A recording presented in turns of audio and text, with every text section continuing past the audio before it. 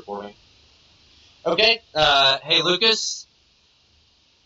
Hey, guys. My name is Brad. I'm from the Northeast Georgia DSA, branch of the Metro Atlanta DSA, and I am with Lucas Chapman.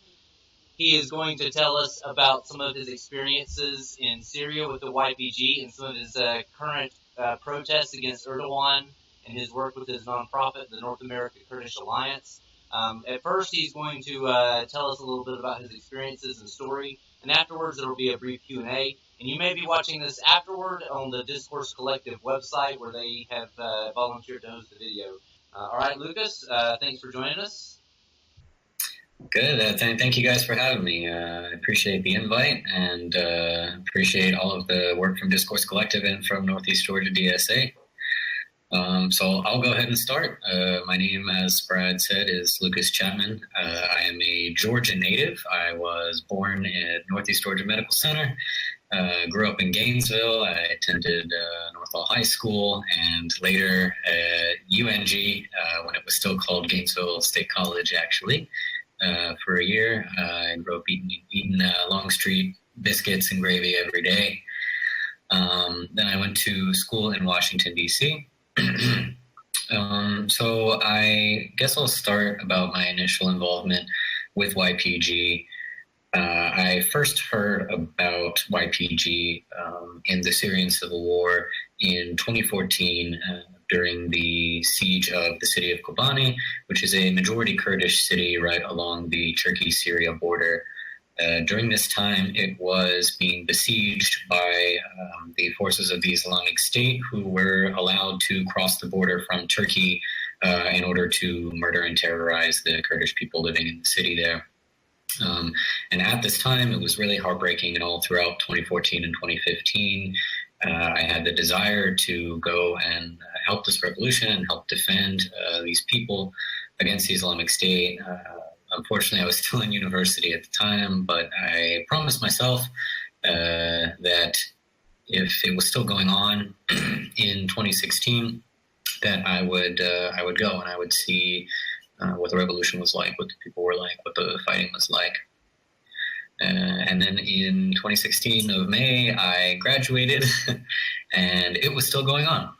So at this time, I started working as a delivery driver for a service called Postmates, the ultimate capitalist wage slave, essentially, delivering things to people's houses, food, laptops, everything. And at this time, I also started studying the Kurdish language.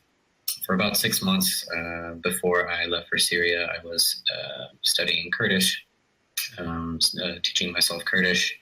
And I ended up leaving Washington, D.C. in the last week of September 2016. From there, I flew into South Kurdistan. In Kurdish, it's called Bashure Kurdistan, which is in the northeastern part of the country of Iraq.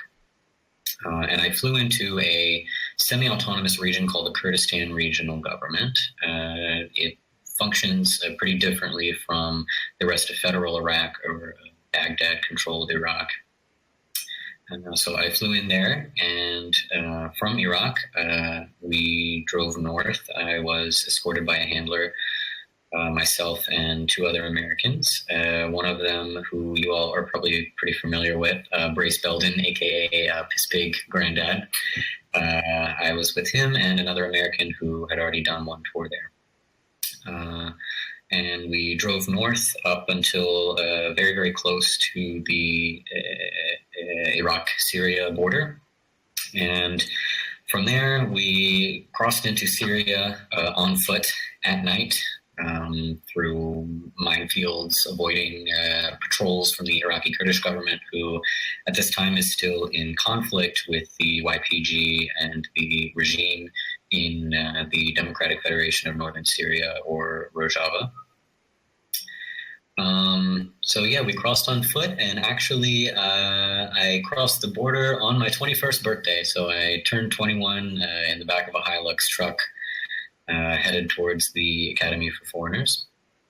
And after I arrived there, training began within a week or so. It was about a month long, this training, and it consisted of usually daily Kurdish language lessons, history, the history of everything from YPG and the Kurdish people, Kurdistan, the Middle East, and even the history of the world, because all of those things have a very important role to play in the Syrian civil war. We also learned about a little bit of the ideology of the YPG. It's a system called democratic federalism that was synthesized from many different leftist ideologies, and the information on that is contained in a manifesto written by a Kurdish leader named Abdullah Öcalan, who's actually currently imprisoned in Turkey and has been for almost 20 years now. And we also did, in the last probably half of the training, we trained in weapons and tactics. After a month, I went to the front with a heavy weapons unit, also with Pisspig and a Danish friend of mine named Tommy. So I arrived at the front pretty much the day of the start of the operation called Wrath of Euphrates, or Qazab Farate in Kurdish. And Wrath of Euphrates was the Raqqa operation. So this operation started in the city of Ain Issa, and then worked south towards the city of Raqqa. So I was in the beginning of that operation, pretty low intensity conflict, very far engagement distance, clearing villages, clearing spots in the desert, things like this. I stayed in that heavy weapons unit for about a month, and then I just decided that I would like a change to an infantry unit. Then I switched to an infantry unit, and I was there for about a month and a half, but sadly we got stuck in the rear, and I had the desire to do a little bit more than just kind of sit in a base in the rear and wait to be attacked, so to speak. So these first two units were all Kurdish people, all YPG, no other internationals besides myself and Belden. So then after a month and a half with the second unit, I switched to a unit called YBT, Yekinyen Bijishtaktki was the Kurdish name. The English name is TMU, or the Tactical Medical Unit. And the time that I had with TMU was very productive. I was their translator. I was the only person in the unit who could speak Kurdish. We basically acted as doctors for the SDF forces, so probably every day we would have 2 or 3 guys coming to us with colds, minor injuries, that type of thing. This was in the rear in Jazeera Canton, so not at the front. And we also equipped and trained YPG fighters, so we would give them bags of medical equipment and do 2 to 3 day long trainings to make sure they knew how to use all of the equipment in the bags, so they could help their comrades at the front if they were wounded. So I was with them for the remainder of my service, and then in March of 2016, right before the operation to take the city of Topka, I left. It was about 6 months. That's the approximate length of time that they like volunteers to stay, because it is an intensive process in getting them over and across the border. So I left, I said 2016. I left in March of 2017 and returned to the U.S. I got back out the way I came in. So basically went to Iraq,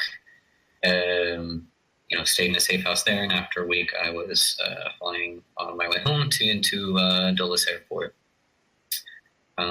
Within probably a couple of months, maybe 2 months, myself and some other individuals, Kurdish people who had also been in YPG, and just social justice activists, formed NACA, the North American Kurdish Alliance, whose lovely shirt I have here. So we are now a 501c4 nonprofit, pending 501c4 nonprofit. We decided to become a 501c4 because we still wanted the ability to lobby the government. It's one of the most effective tools we have.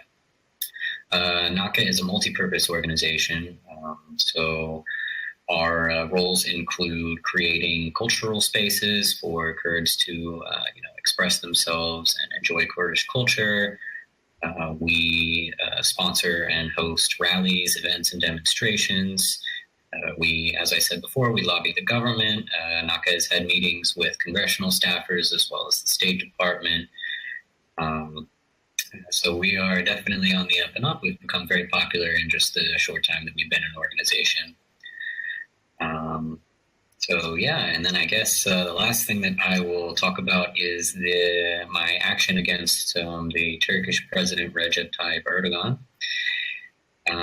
I found out that he was coming to New York City. NACA was already in New York City because we were planning protests against the UN. We knew that Erdogan was going to be in New York during the week of the UN General Assembly.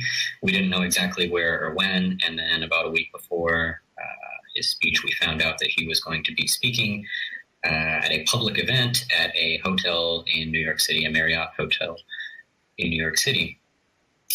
So we planned out the protest carefully. We had 6 people.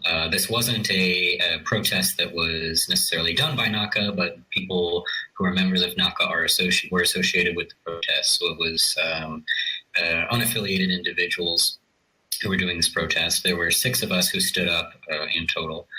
I was the first to stand up. So after the initial speakers, after President Erdogan showed up and began to speak, maybe about 15 seconds into his speech, when everybody had stopped cheering, I stood up on my chair, and under my button-up shirt, I had a T-shirt. On the front, it said "Baby Killer Erdogan," because I'm an edgelord, and on the back, it had a picture of a martyr that you all may or may not be familiar with, but he was actually a member of DSA in California. His name was Michael Israel. His Kurdish name was Shahid Robin Agri. And I picked him in particular because I feel that he's a symbol of the kind of international solidarity protesting against Turkey. Israel himself, when he was martyred, he actually wasn't killed by the Islamic State. He was the victim of a direct airstrike by the Turkish Air Force. So I picked him because of that reason. And around his picture, it said, "Turkey murdered this American." So I made sure to sit right in front of the cameras. I stood up on my chair, took off my button-up shirt, and had his picture on the back. And I started to yell. I said, started with "You're a murderer, you're a terrorist, and get out of our country." Immediately after I said this, I was shoved forward out of my chair by someone standing behind me, and then the crowd basically set upon me and started to punch me, hit me, kick me, slap me around. It was probably at least 25 people, maybe more like 30 people, all trying to get their shots in. People were climbing over rows of chairs in front of me just to come and take a shot at me. And then I was picked up and carried out by Marriott Hotel security as I was still being hit while being dragged out. Kind of incapacitated, being held by these big security guards. Then I was dragged down to the lobby.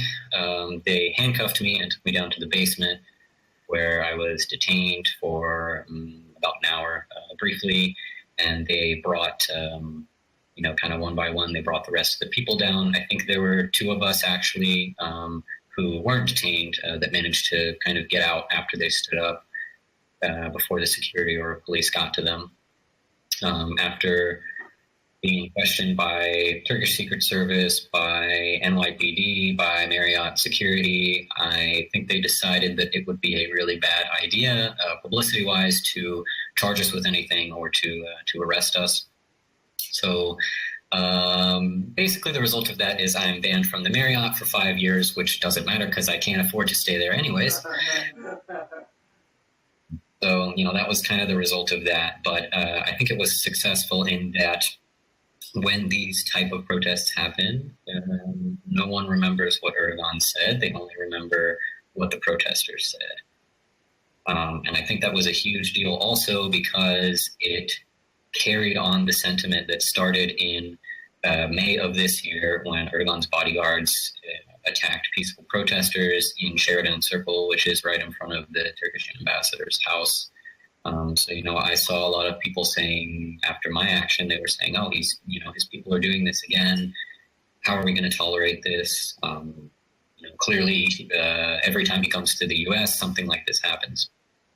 So I think it was really successful in terms of that. So yeah, that's about it for me. I'm pretty awful at talking about myself. So I can go ahead and open it up for a Q&A. But one thing that I did want to say before I start the Q&A is that there will probably be some questions that I can't answer either because of personal security reasons or just operational security reasons.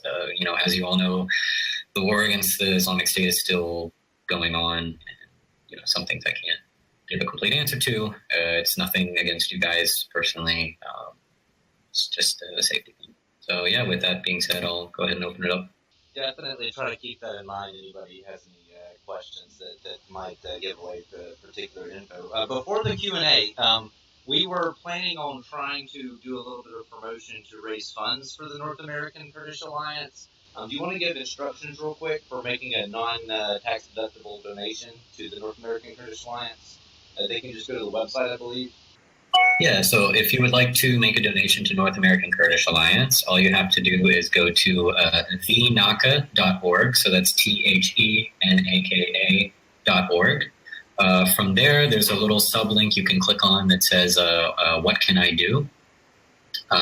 So click on that link and it will take you to a page where you can do two things. The first is you can sign up for our email listserv. So we'll send out updates when we have events or when we need new members or are forming new chapters. And the other thing you can do is donate. There's a donate button that takes you to our PayPal page and you can make a donation. But I do have to say, because we are a 501c4, our donations are not tax deductible. So if you do make a donation, you can't write that off. So, Lucas, people go over to volunteer for a lot of different reasons. We hear that some people are actually just ex-U.S. military that miss fighting and want to go back to get into the war zone. And we hear they often don't last very long, or that they're not comfortable kind of with the politics there. Some other people have go there for the left-wing ideals that you can go there to defend. And some other people have been accused of all kinds of other just tourism or whatever. What can you kind of give us your overview of what you think people's different motivations are, what yours were, and what those were of some of your comrades that were there with you, as far as why people go? Sure. So I'll start off by quoting my friend and former commander of the medics. He was interviewed in an article in the LA Times by Molly Hennessy Fisk, and he said in this article that he divides the groups into three. He divides the volunteers into three groups: the dreamers, so leftists, anarchists, communists, humanitarians. There's the warriors, these ex-military types, these fighter types who want to get back into the action. And the third, he said, is just plain crazy. But I really think that there's kind of some overlap sometimes. I think you do have to be a little crazy to want to go, regardless of your kind of core reasons for wanting to go. But I think when it comes down to it, there's a lot of back and forth on social media where, oh, these leftists are weak and they can't fight, and oh, these ex-military guys, they just want to kill Muslims. But truly, you find that when you get there, it doesn't fucking matter what your reasons are. It really doesn't. All that matters is, are you going to watch the guy to the left of you and the guy to the right of you? And I've met leftists over there who I just couldn't stand, and I've met ex-military guys over there who were some of the only people in the world that I would trust to have my back. And I actually found that I had more of the kind of friends from the ex-military category and the kind of fighter category because I found that it was a more productive friendship and a more productive use of my time. I know I'm a leftist, and if I wanted to talk about leftist theory and politics all day, well, then I would stay home. That's not what I came to Syria to do. I went to Syria to fight, and I found that actually through these friendships with these ex-military guys, there was a lot of there were productive things going both ways. That is to say that I would teach them about the Kurdish language, about the history, about the leftist theory, and they would teach me about not getting shot in the face or stepping on a landmine, and how to use weapons and things like this. So I actually preferred interacting with them because they weren't like me; they were different. It was a new experience. And one more thing that I'll say is that your reasons for coming were no determinant of how long you lasted. So, yeah, I met ex-military guys who claimed to be from this branch and that branch and have this many confirmed kills who didn't last. And I met leftists who were committed to the revolution who also didn't last. So really it just came down to could you walk the walk, and it didn't really matter your reason for coming. What would your advice be to somebody who might be thinking of going over right now that's maybe looking into it and researching it? Yeah, well, to be honest, my first advice is don't. And yeah, that's twofold. One is just purely emotional. I've lost some comrades that I couldn't even imagine if that was somebody that I'd given advice to and they had lost their lives. And the other is just for rational reasons. The first thing is that right now, all of the airports are closed, so you can't get into Kurdistan at all.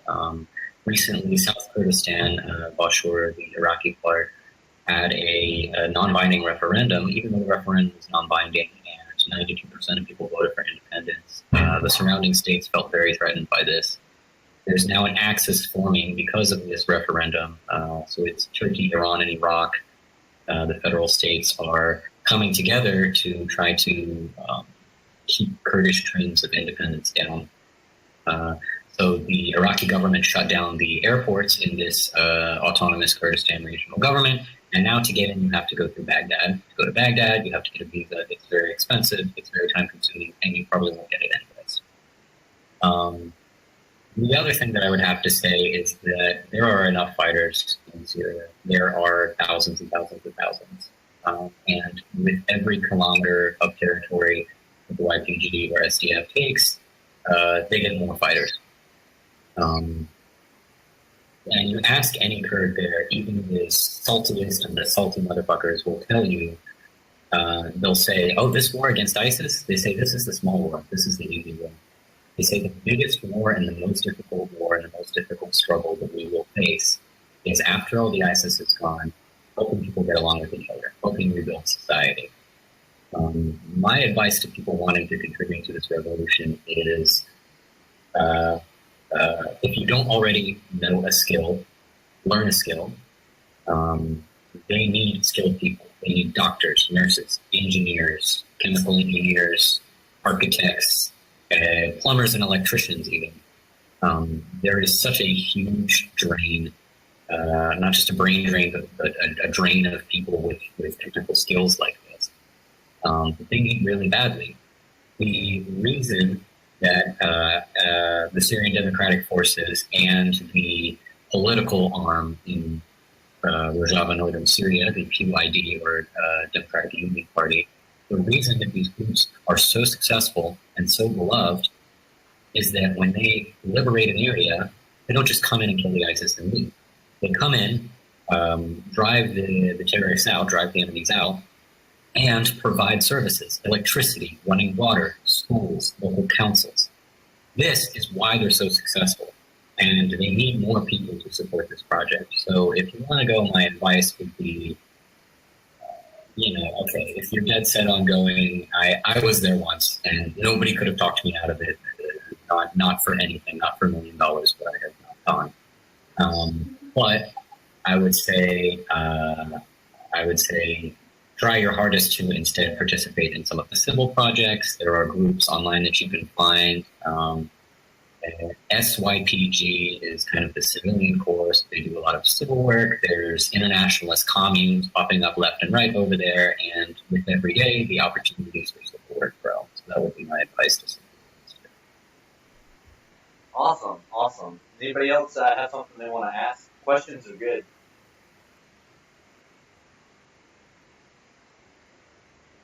Everybody is shy. So I guess we'll kind of end the note on one last question. I believe somebody was going to submit a question. I was talking to them on a private chat, and they said they would phrase the question to be asked later, and they never got back to me. But we were just remarking on in general of sort of not just in the United States, but worldwide, the kind of new left-wing movement, sort of the rise of the left, particularly the American left, is that there have always been people like you from the United States who have been really active to the point of devoted, but we've seen a lot more, not only of it recently, but also a lot more awareness of it.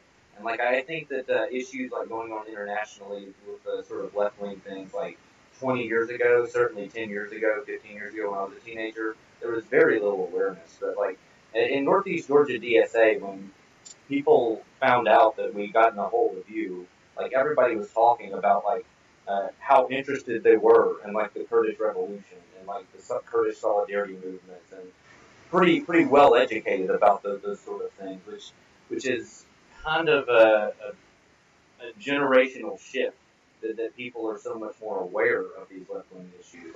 When I was in college, when I was your age, and you were talking about researching the issues going on over there, when I was in college, when I was that age, the cool kids were the ones that knew all the indie bands and when those were. These days, the cool kids are those who read Mao. And so it seems like there's definitely a big cultural shift in my lifetime. What are your thoughts on that as both a younger person and somebody who, definitely seems to put their money where their mouth is? And what sort of, I guess, outlook do you have for the new left-wing movement, American and worldwide, and what missteps do you think it might be taking? Sorry the question wasn't more specific, but I never really got this is sort of a transcript of an hour-long talk, if that makes sense. Sure, yeah. And we've got to add on to this question as well, since you're about to submit a thesis. Okay, good.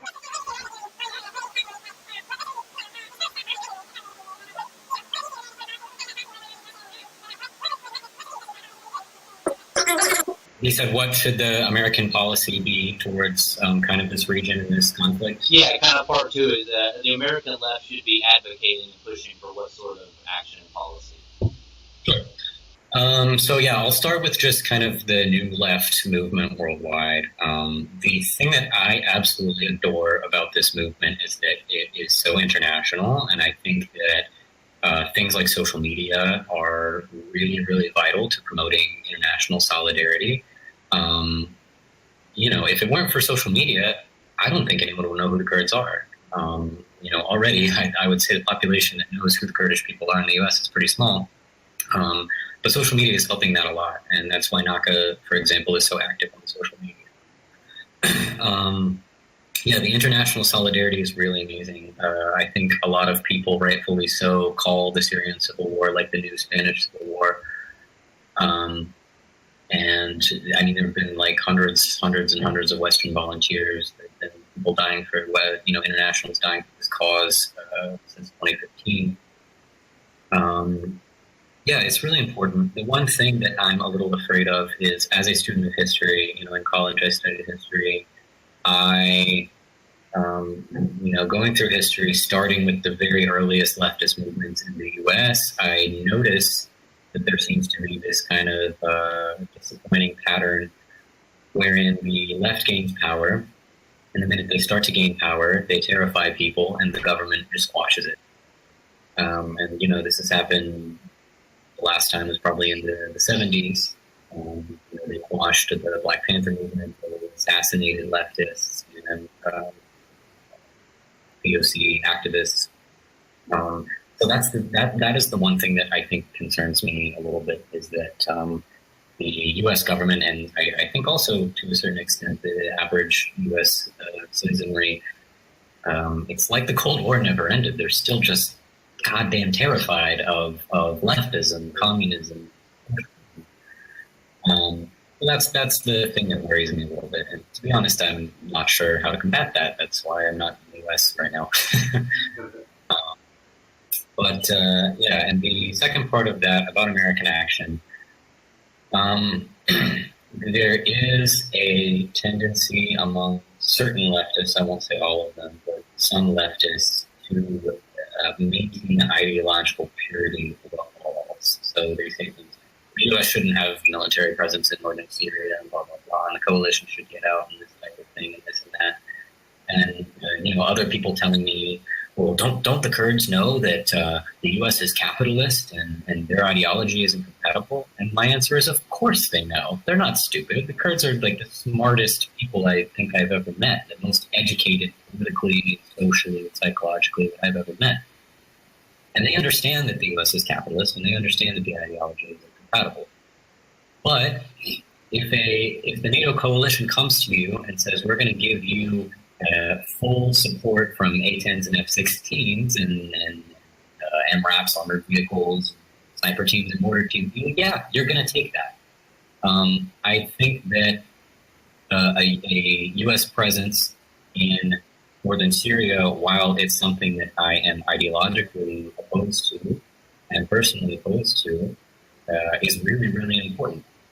People forget that Turkey is right across the border and they will invade, and they have in the past. Now, of course, they invade under names like Free Syrian Army and the Islamic State, but we all know who's funding those groups. And I think that a significant Western military presence within that area is something that can really play a big part in preventing this kind of invasion and destruction. So, as a member of the American left, I don't think that it is wrong morally to kind of bug your local representatives and Department of State, whatever representatives you can grab their ear, so to speak. I don't think it's morally wrong to tell these people that, look, the Kurds need help. They need our help in order to avoid destruction by really what I call it the new axis of evil, which is Iran, Iraq, and Turkey. It's kind of this large looming threat over Kurdistan, and it threatens the safety and security of 40 million Kurds. All right, Lucas. Well, I'm sure it is very late there in Greece, and today is November 4th, so we have to get ready to go behead white Christian parents and small business owners in Times Square. And missing out on that. Yeah, it's we're going to put on our Trump MAGA hats and police badges so that we blend in. Very, very smart there. All right, so.